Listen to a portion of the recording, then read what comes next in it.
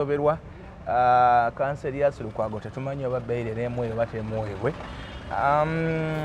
Kanso Asani Nsubuga munnamateeka atula ku bba gwe tugenda okunyuma naye olwaleero nga munnamateeka munne musibe mukwate. Sooka obuze ku bannayuganda. Kugamba oti Sebo neyanziza nnyo abatulaba mbalamusizza era nembeebaza okwekuumira ku mukutu guno n'emikutu emirala egya TikTok nga gyonna girimu Kimbowa updates. Yep. Kubanga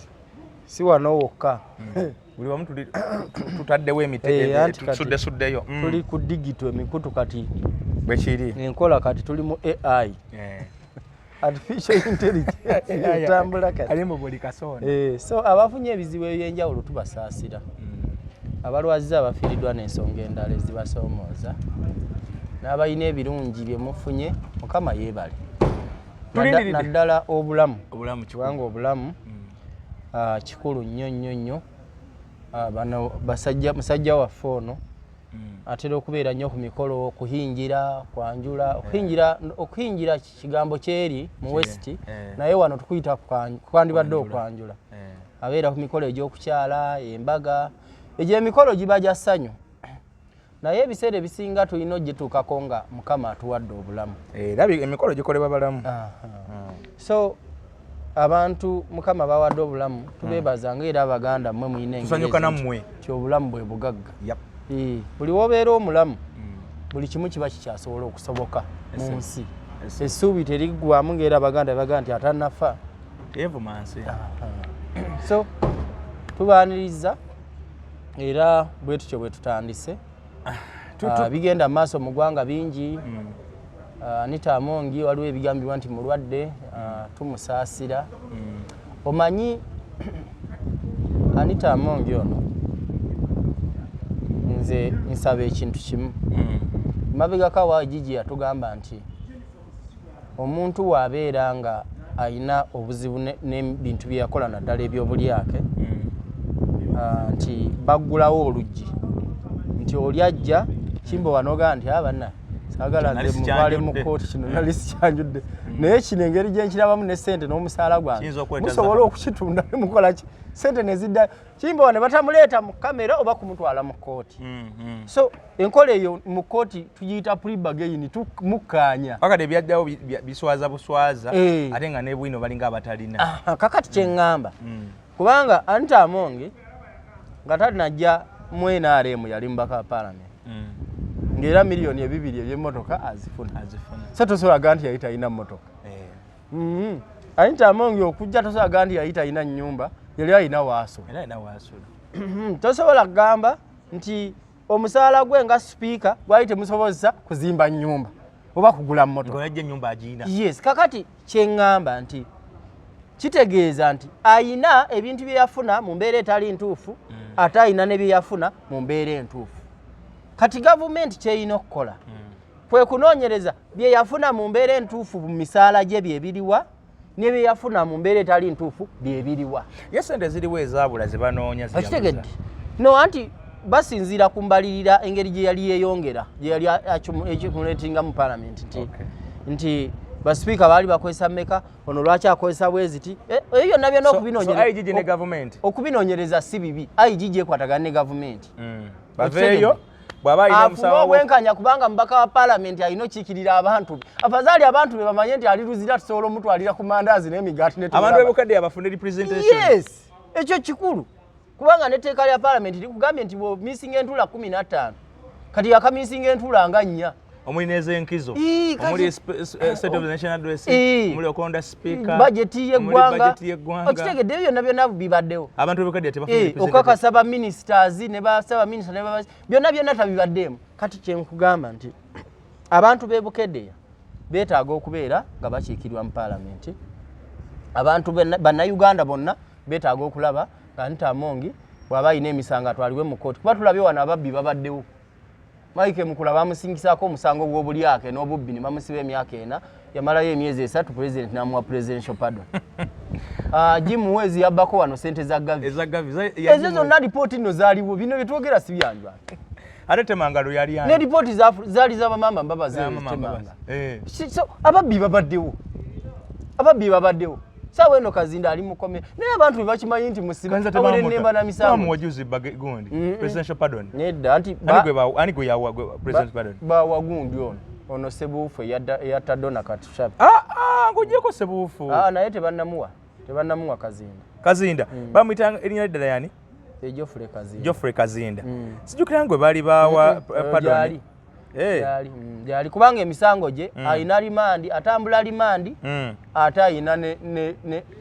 mufunze mu lulimi lwa mateeka tumuyita convict limandi atambula kooti ate nga ayina n'ebibonezebwa bamusalira kati otasobola kufuna presidential pardon tasobola kufuna kusasulwa kwa president etteeka terikkiriza so njagala ofisi ya IG ne government bakwatagane Anita Amongi n'abantu b'Ebukedya ne bannayuganda balaba obwenkanyi bw'aba alina ekibonereza agende mu kkomera ekyo gwe tumanyi nti asabinga kino tuve mu kulonda kambe naffe bitutama naffe bituyezi abantu babikoowa tetumanyira kyaliko kuba baga nti mulwadde asobola okubanga mulwadde ate nga yeetaaga obujjanjabi ate nga oluusi gavumenti emugamba tukyakukumira wano tukyanoonyereza kuba gavumenti nakyo esobola okugamba nti Anita Amongi muntu wa kitiibwa engeri gy'oli nti oli wa kitiibwa ekifo ky'okutwala mu kkomera otulugunyizibwe afazaali katukumire ewaka ebyo tubirabye nnyo mu mawanga mangi si bipya okitegeera naye bwe banga ali waka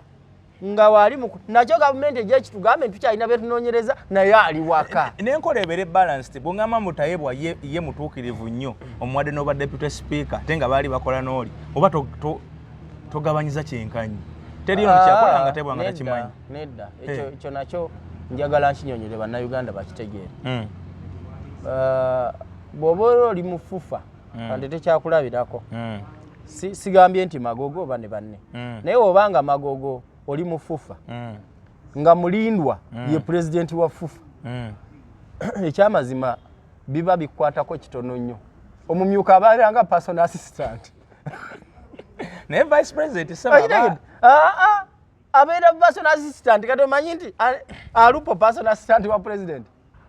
oyo si vice president anti kinkugamba kakati magogo tosobola kumuvunaana byamulindwa buli omu aba akola kiki buli omu aba akola magogo sawa ayina abamyuka be naye n'okuwulirwa tebawulirwa mufu okitegedde ekyawo kati awo nnyonnyoddewo awo kati nkutegedde omumyuka mu nsi yonna ne bwogenda mu America abeera personal assistant mukama we byamutuma bibira accountable kwoli namama Mbabazi bwe yajja mu elections za 2011 bamubuuza nti obadde prime minister ebinaye n'ebikolebwa mu gavumenti obadde obimanya ate kati kyogenda okukyusa n'agamba constitution ya Uganda all of powers was the president wekiri badde mbobezi temunkastigating nga lwa bintu byesimanyi so n'olwekyo nze kyembadde ndikaawo kitono nnyo nti justice delayed is justice denied obwenkanya buli lulwawo okulabika busobola obutalabika n'emirimu gy'amongo mugikonzibya gye yali atambuzaako gye yali oba alina ebintu by'okulambulako alina projekiti alina ebintu byalina okukolera ebukode yeeyo newala mubikonzibizza tafuluma tatambula tagenda wa okunoonyereza kukolebwe mangu wekubeerawo ripooti zifulume mangu tugende ku kirala tugende ku kirala Dr. Besigye tagenda kufiira mu kkomera anti kiri bwe kiti ng'asatu kooti omulamuzi wa kooti y'e Makindi ono yataddewo lwagenda owulira omusango guno ogwa Lukwago ate ng'asatu mu high court lwagenda owulira ogwa Besigye Lukwago yabadde liri kanso ne Martha Karua Martha Karua ye bamukomezako airport bamugala bamukomeza Ntebe ye naddayo kakati lituuka mu mbeera nga Dr. Besigye anaabana bandi kakati abanaabawo bannamateeka ba Besigye basukka 50 timu nnene balina mu kooti basukka 50 banestikali bbala manyi bangi yabawandiisa ku musango guno naye nga bano ababiri be balidi kanso mu mateeka tulina mu kooti abaganda balina enjogera gwe mwe mwogera Luganda omanyimu aboogezi b'oku mikolo mulumanyi bina lungi nti amamesa amangi tegeesimira bunnyanga tewali agakulembedde kakati ne mu balooya bwe tutuula ku pano tubeeramu be tuyita balidi kanso era be batwanjula kati nga woolaba omusango gwa Katanga Kabega yakulembedde Dusman Kabega ogwa Mole Katanga yayanjula banne okutta ba Henry Katanga yayanjula pano ye n'omuwabi wa gavumenti Jonathan Muwaganya era yakulembedde ttiimu ya gavumenti eriko balukutana n'abalala era naye yabanjula birivumbuka wama nalaba ne kugwa kivumbi nga Sseggona naye ayanjulwa bazze nabo oba okitegedde so kubeerako lead council kati mugwa kivumbi lead council ye Sseggona ne kuliko abalala ne mugwa Lukwago guno gwe tubaddemu wano gwe tulimu kati makini lead council yani ye Sseggona naye era pano wagirabye nga kwe bali bangi okitegedde so kakati Lukwago alina bannamateeka bangi ekyo tekinakonzibya Dr. Besigye alina mangi so tekikonzibwe nti lead council abadde Lukwago Dr. Besigye okuleka yennyini nga yaleeseemu obubadi kuba asobola okugamba nze sijja kuwoza ba lead council bange nze abo benjagala nga womanye emisango gy'ebyobufuzi naye balooya be webali era yali akikoze okulajukira Martha Karua nga bamumye certificate n'agamba nze Lukwago tajja kubeera lead council nze nalonda Martha Karua naye nga ali amuwolerezaako wa Pano Lukwago yabadde amuwolereza ebbanga lyonna yadde ng'afiira mu misango yes ebbanga lyonna baluse n'omutaaginga ku guno okubanga yali looya we yes so n'olwekyo so tewali bweraliikirivu bonna tebuliiwo ttiimu ya Dr. Besigye ebadde etandisa okutya nti waba nga ba lead council babiri tobalina tewali bweraliikirivu ekirala nti bannayuganda njagala kubakakasa kooti y'e Makindye tesobola kuwa Lukwago bbeeyi saagala mukimalireko na biseera terina busobozi n'obuyinza bwe tebulina tegaba bbeeyiro ku misango kiko ekyo omusango gwonna ng'ekibonerezo kyagwo kyakuttibwa kusibwa bulamu bwo bwonna kooti gye bayita magistrate court tezirina buyinza ku nsonga kooti y'eddala erisookerwako teyina kyova olaba era eyabadde akimbuuza namugambye nti tunuulira nnyo statement ya Sseggona bwe yabadde ayogera jjo nga bakava mu kooti yagambye nti tusabye omulamuzi ne bw'aba tamutadde afazaali amukkirize ave ng'eruzira agende emulago bamuwe obujjanjabi obusinga ku bwawe waye Sseggona nga senior counsel statement eyo wagiwulidde nga senior counsel yakitigidde nti ono talina buyinza olowooza lwaki yataddewo nti ne bw'aba tamutadde okitegedde singa yabadde mu high court eyo statement eyandigikoze yandigambye ffe tusaba ebbeeyiro twagala kumuta kubanga obuyinza kooti ebulina yandikigumiza n'okukigumiza nti kooti eno erina obuyinza obumuta obumuwa bbeeyiro awoze ng'ava waka yes okitegedde omusango guli criminal ogulimu okuttibwa ogulimu okusibwa amayisa kooti y'eddala erisookerwako n'omulamuzi owa grade 1 magistrate asobola okumuwa bbeeyiro naye kati wano magistrate court eno chief magistrate talina buyinza obwo mbu bakutute ku site olwo bakuyimbule tekisoboka nga watise muntu tekisoboka kubanga kino omusango baguyita misprision of treason okitegedde kitegeeza owulira akagambo treason kakumala bumazi nako kulimu okwekobaana anti era kulibanga kwekobaana kubanga bw'omanyako n'otayogera kubanga olaba nkubuulire nti ne mu misango gino emitonotono basobola okuvuna nti wamanyako nti oli agenda kubba emmotoka n'otamuloopa nawe oba mugatako bugazi weekobaani kakati ne wano kirimu okwekobaana naye bannamateeka bakivundula nti Lukwago waliwo eyabadde aŋŋamba nti mwenga bannamateeka omuntu asobola okukubuulira ebyama byonna ng'ogenda kumuwolereza ng'oli kanso we kati wano si bwe kiri Lukwago ayambala engatto nnyingi ayambala engatto ze bwalooya n'ayambala engatto za munnabyabufuzi pulezidenti w'ekibiina kya Besigye kati bino yabimanyako nga munnabyabufuzi kubanga we bamuvunaanira nti wagenda okubimanyako Besigye yali tannaba kukwatibwa kati wali ofuuse eddiro yawe musango guno gwe yali tannaba kugulwako Besigye afuuka di president w'ekibiina kya Besigye I mean Lukwago afuuka di president w'ekibiina kya Besigye ekya PFF okuva lwekyatandika yatandika nga president general wakyo kubanga naye bali mu process ya kukiwandiisa nga bakyali kisinde yali chairman w'ekisinde kyabwe bwe bakiwandiisa yakyuka bukyusi afuuka president w'ekibiina era abamumyuka be bagundi bano babayiga lulumi so kitegeeza abaaliwo byonna nga bikolebwa bamanyako ku nteekateeka za Dr. Besigye nga bannabyabufuzi otunuulira okwanukula kwa gavumenti mu kusaba bbeeyiro kuno gavumenti ensonga yeesibye ku nsonga nga 3 ekisooka gavumenti yagambye nti omusango guno munene gulimu okusuula gavumenti negamba nti ekyokubiri abeeyimiridde Lukwago tebamuliraanye nekyo nga ndaba ng'ekinafu beti awo oli akyani abeera ggulu ka president we abeera ggulu mu PFF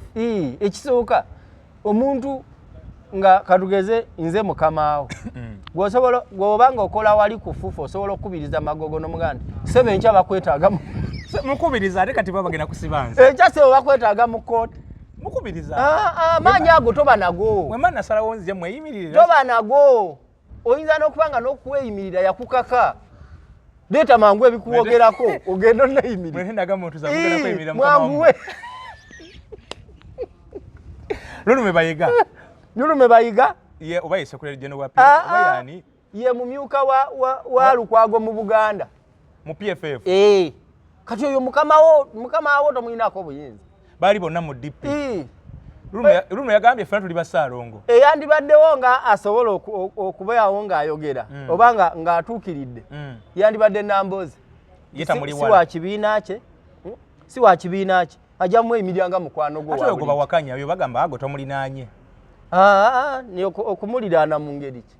kubanga tuli wa kibiina kyange ojja kulwawo okumulaba omuganda nti wayo olina okugenda mu kooti mukwano gwo osobola omuyimirira kuba mukwano gwo oba omuliraanye kale mukyalo lwaki yaleese empapula mukwano gwo oba omuliraanye ne mukyalo we yadde asobola omuyimirira lwaki si yakikoze kati omanyi lwaki teyakikoze kyekizeemu kali akamukamawo kenkugambye tojja kusobola mukaka gwe tojja gamba mwami wo asobola n'okugoba kati ali omutuufu agwanya okweyimirira omuntu ow'omunju omugobi ate webalibali kati ani omutuufu alina okugira omuntu asobola omuntu gwe bagamba nti asaanidde ekisooka mukwano gwo naye nga muzito okusinga mu mbeera eza bulijjo taatawo kubanga taata wakulinako obuyinza mutabani ne woba president naga mutabani genda mu kooti kati taata Lukwago abajja ali atekwa kubanga muzeeyi taata we teyafa mama ye yali taata we yafa ate ne mama we mukadde nnyo tasobola kweyimira muntu kooti emukkiriza naye kati Lukwago alina okuleeta abantu nga bazito katugeze nga Mpuuga Mpuuga ajjawo bulungi nnyo era Mpuuga simanyi lwaki teyataddeyo mpapula naye ayinza okuba tebamusabye bayinza okuba tebamusabye baagala bameka basatu kati ate guno omusango n'abasatu tebamala okwagala okuzitoya omuntu oleeta basatu ne bakugobesaako abamu abasatu obanga aleese ku mubbi w'enkoko okitegeera so kali bandibadde baleeta abantu nga 6 nga bazito kali mbasobola okweyimirira Lukwago Segona ayita mubali ebweru Kivumbi naye yandibadde ayita n'Empuuga taliiwo I mean ani Kivumbi anti wulira